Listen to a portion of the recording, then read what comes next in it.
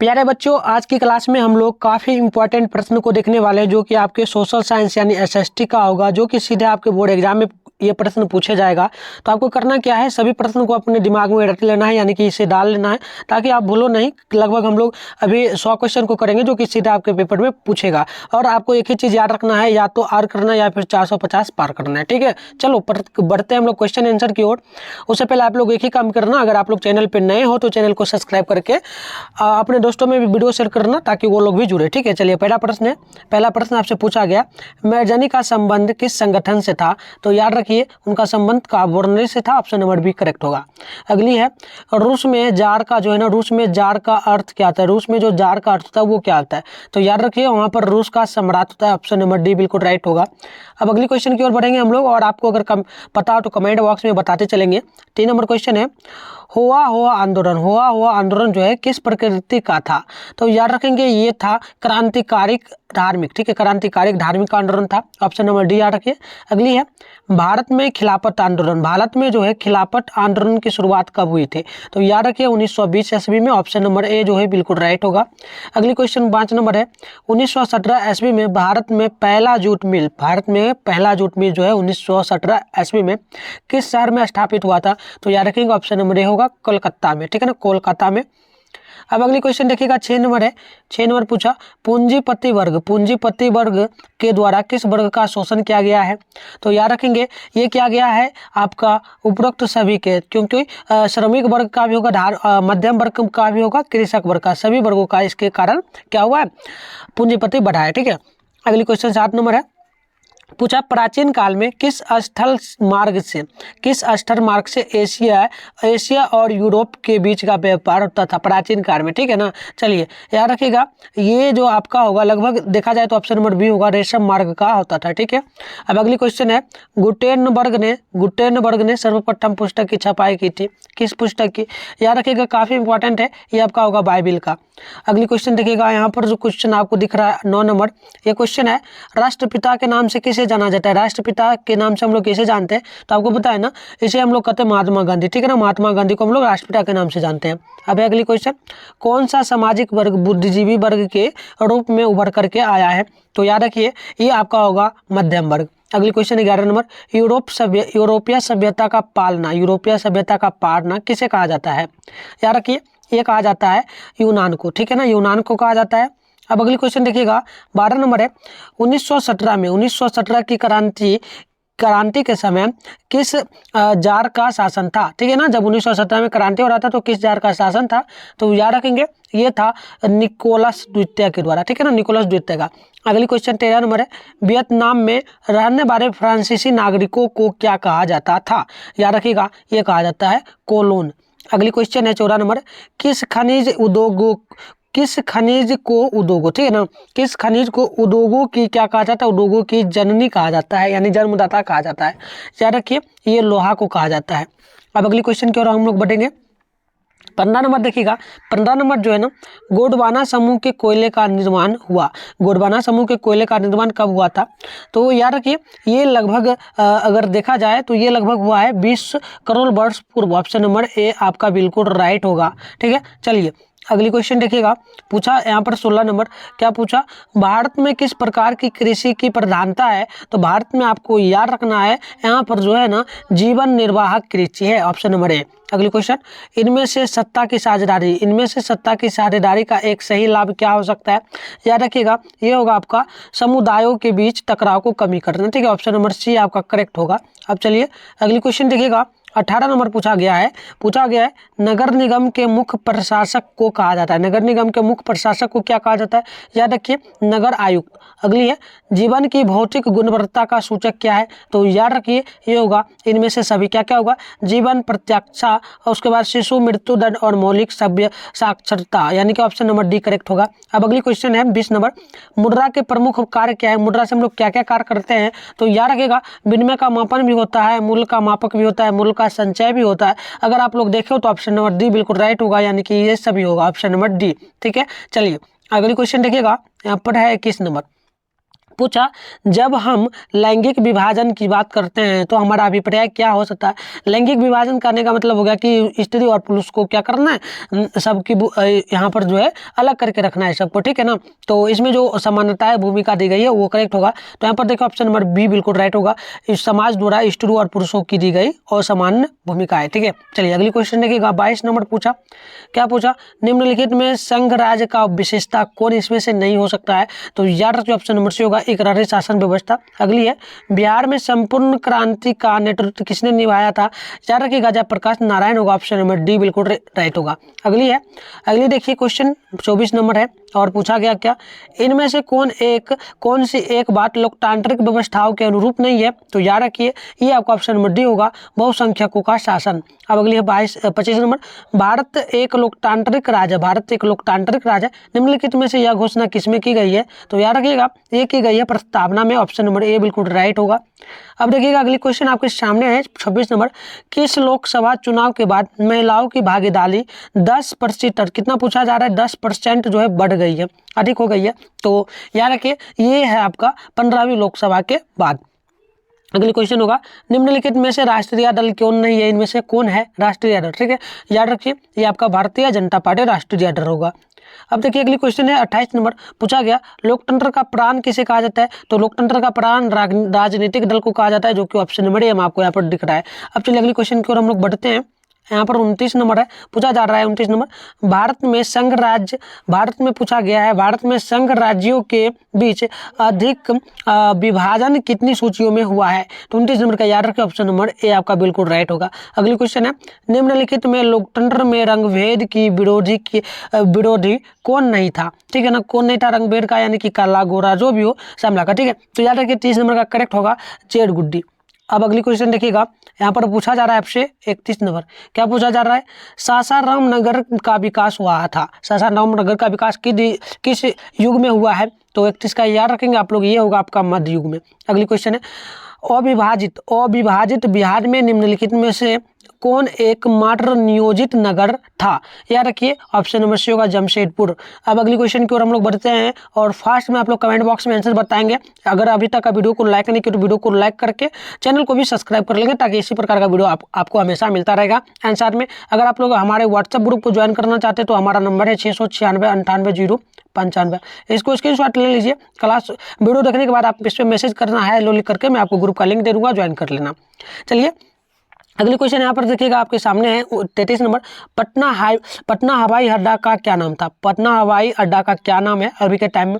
याद रखिए ये है आपका जयप्रकाश अंतर्राष्ट्रीय हवाई पथ, ठीक है ना, पत्तन। तो ऑप्शन नंबर 1 करेक्ट होगा। अगली है, बिहार में रज्जू मार्ग कहाँ है। बिहार में रज्जू मार्ग कहाँ पर है। तो याद रखिएगा ये आपका पड़ता है कहाँ पर, राजगीर में, ठीक है। ऑप्शन नंबर बी करेक्ट होगा। अगली क्वेश्चन देखिएगा 35 नंबर है। 35 नंबर पूछा, बिहार में खनिज तेल की संभावना है। बिहार में खनिज तेल की संभावना है किस पर, ठीक है ना, किस पर होगा। तो याद रखिए आप लोग जल्दी से कमेंट बॉक्स में भी बताइए, अगर पता है तो आपको। ये होगा हिमाचल क्षेत्र में, हिमालय क्षेत्र में, ठीक है। चलिए अगली क्वेश्चन देखिएगा, पूछा 36 नंबर काफी इंपॉर्टेंट, कांवर झील कहाँ स्थित है। कांवर झील स्थित कहाँ पर है। तो याद रखिए बेगूसराय जिला में स्थित है। अगली है, संजय गांधी जैविक उद्यान किस नगर में अवस्थित है। तो ये याद रखिए आपका होगा पटना में, ठीक है ना, पटना में। ऑप्शन नंबर डी आप लोग याद रखिए 37 का करेक्ट होगा। अब चलिए अगली क्वेश्चन यहाँ पर आपसे क्या पूछा जा रहा है, जल्दी से देखिए और जल्दी से कमेंट बॉक्स में आंसर बताइए आर्टिस्ट का।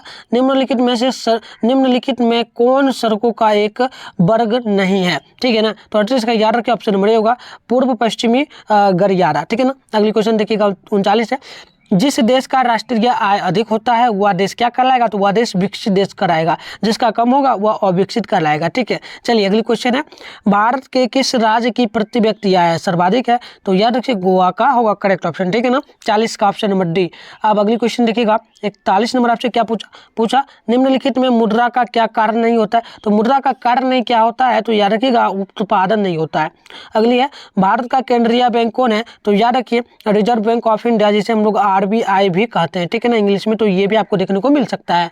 अब चलिए अगली क्वेश्चन आपके सामने यहाँ पर देखिए 43 है, ऊर्जा का मुख्य स्रोत है। ऊर्जा का मुख्य स्रोत क्या है, ठीक है ना। तो 43 का याद रखिए ये होगा आपका कोयला, पेट्रोलियम, विद्युत, यानी कि ऑप्शन नंबर डी बिल्कुल राइट होगा।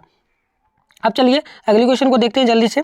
आपका क्वेश्चन नंबर 44 यहाँ पर देख लीजिए क्या है, क्या पूछा आपसे, काफ़ी इंपॉर्टेंट है सभी प्रश्न, सभी को देखिए। अधिक विकास संबंधित होता है किससे, तो याद रखिएगा ये आपका ऑप्शन नंबर सी होगा। क्या क्या हो सकता है, तो परिणात्मक परिवर्तन से और गुणात्मक परिवर्तन से, ऑप्शन नंबर सी को याद रखिए। अगली है, निम्नलिखित में से किसे बाध का हिस्सा सबसे अधिक माना जाता है, यानी बाध का सबसे अधिक हानिकारक हिस्सा किसे माना गया है, तो याद रखिएगा आप लोग 45 का करेक्ट ऑप्शन डी में मारिएगा, क्योंकि फसल को भी होता है, पशु को भी होता है, भवनों को भी हो सकता है, तो उपरोक्त तो सभी को हम लोग कर सकते हैं, ठीक है ना। चलिए अगली क्वेश्चन देखिएगा, यहाँ पर आपसे 46 नंबर क्या पूछा जा रहा है, सामान्य संचार व्यवस्था के बाधित होने का मुख्य कारण क्या है, ठीक है ना।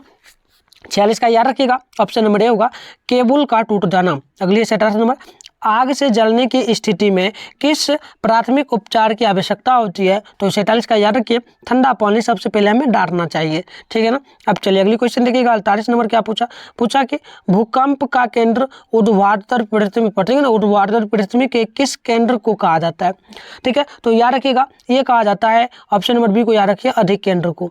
अब देखिए अगली क्वेश्चन है, मजदूर दिवस कब मनाया जाता है, मजदूर दिवस कब मनाया जाता है, तो याद रखिएगा ये मनाया जाता है 1 मई को। अगली क्वेश्चन है 50 नंबर, हिंद चीन पहुंचने वाले प्रथम व्यापारी जो है वो कौन था, तो याद रखिए 50 का ऑप्शन नंबर आपका सी बिल्कुल सही होगा, पुर्तगाली होगा, ठीक है ना, पुर्तगाली।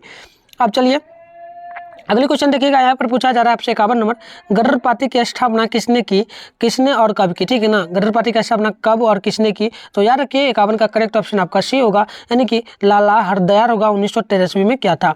अगली क्वेश्चन देखिए 52 नंबर, राष्ट्रीय स्वयंसेवक संघ की स्थापना कब और किसने किया, तो याद रखिए 52 का करेक्ट ऑप्शन सी होगा, बी होगा, 1925 ईस्वी में के बी हेडगवार ने किया था, ठीक है ना, तो याद रखिए ऑप्शन नंबर बी बिल्कुल राइट होगा। अगले क्वेश्चन की ओर बढ़ते हैं और देखिए 53 नंबर आपसे पूछा जा रहा है पंजाब में भूमि का निम्नीकरण का मुख्य कारण क्या है, भूमि का निम्नीकरण यानी अलग अलग भागों में बांटना, क्या कारण है, छोटे छोटे भागों में, याद रखिए अधिक सिंचाई के लिए। अब अगली क्वेश्चन है, बिहार में कितना % तक भौगोलिक क्षेत्र में वन का फैलाव है, ठीक है, याद रखिए ये करेक्ट ऑप्शन ये होगा 7.1%। अगली क्वेश्चन है 55 नंबर, भारत में किस स्थान पर पहला परमाणु ऊर्जा स्टेशन जो है स्थापित किया गया है, याद रखिएगा ऑप्शन नंबर डी होगा, तारापुर, ऑप्शन नंबर डी को आप लोग याद रखिए। चलिए अगली क्वेश्चन की ओर बढ़ते हैं, अगली क्वेश्चन है 56 नंबर पूछा जा रहा है, निम्नलिखित में से कहाँ जूट का कारखाना स्थापित किया गया है, ठीक है ना, किसमें है, तो याद रखिएगा 56 नंबर का करेक्ट ऑप्शन आपका ए होगा, कटिहार में जो है जूट का एक कारखाना स्थापित किया गया है। 57 है, मानचित्र में मैदान को किस रंग में दिखलाया गया है, मानचित्र में, ठीक है ना, मैदान को किस रंग में, तो याद रखिएगा ये दिखाया गया है आपका किसमें, तो हरा रंग में, ठीक है ना, ऑप्शन नंबर 1 करेक्ट होगा। चलिए अगली क्वेश्चन की ओर बढ़ते हैं और अगली क्वेश्चन आपसे पूछा जा रहा है 58 नंबर, सबसे अधिक आबादी वाला जिला कौन सा है, तो याद रखिए बिहार का बात किया जा रहा है जिला का, तो याद रखिएगा ऑप्शन नंबर बी होगा, पटना का। अगली क्वेश्चन आपके सामने है जो कि दिख रहा है, ये क्वेश्चन है, बिहार में रेल परिवहन का शुभारंभ कब से माना जाता है, यानी सबसे पहले कब चला था, ठीक है, तो याद रखिएगा ऑप्शन नंबर बी होगा, 1860 ईस्वी में। चलिए अगली क्वेश्चन की ओर बढ़ते हैं, 60 नंबर क्वेश्चन है और पूछा जा रहा है आपसे, बिहार राज्य की कितनी % जो जनसंख्या है कृषि कार्य में लगी हुई है, तो याद रखिएगा ये लगभग आपका जो है ना 80% तक होगा, यानी कि 80%।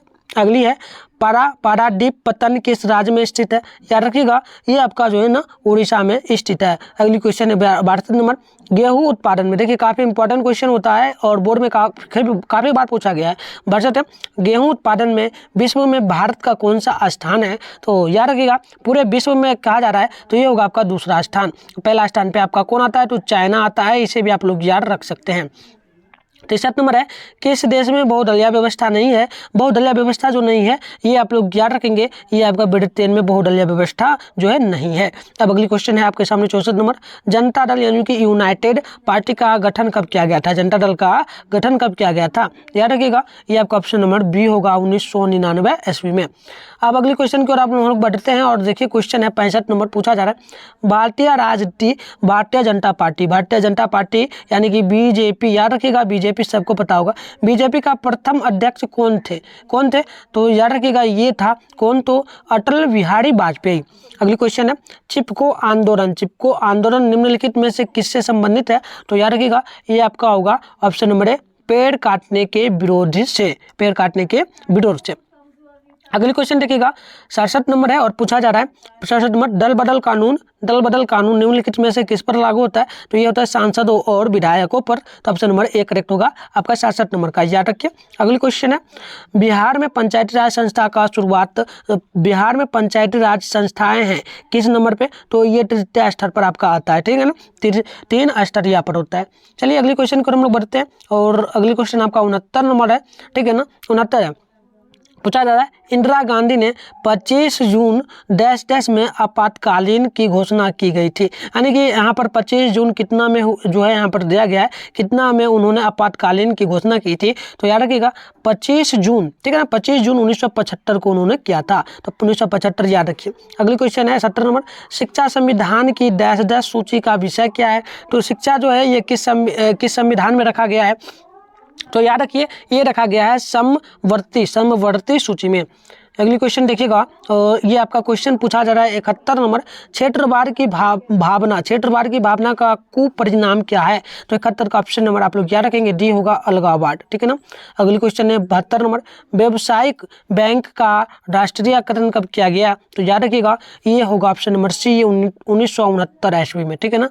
अब चलिए अगली क्वेश्चन देख लीजिएगा 73 नंबर है, पूछा गया पार्ले समूह के थम अप ब्रांड को किस बहुराष्ट्रीय कंपनी ने खरीद लिया है?